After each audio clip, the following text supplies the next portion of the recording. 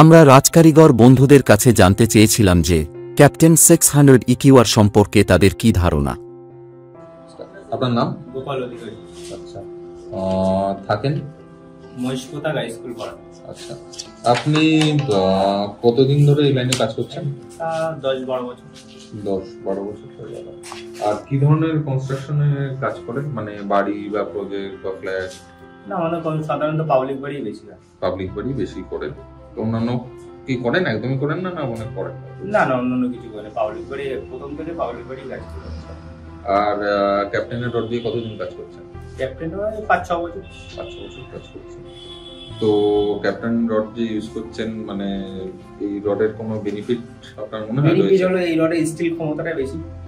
600 grade বলে? হ্যাঁ, 600 grade পরে রাশ ক্ষমতাটা খুব দেরিতে হ্রাস করে। আচ্ছা, অন্য রডের তুলনায়। আচ্ছা।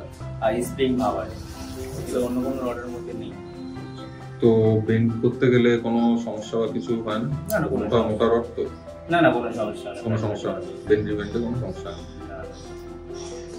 তো এই যে ক্যাপ্টেন ইউজ করছেন, কোন সাইজের রড আপনারা বেশি ইউজ করেন? আমাদের বেশি অংশ 12-16, 8 আর 6 মানে 5.5 5.5 ইউজ করেন।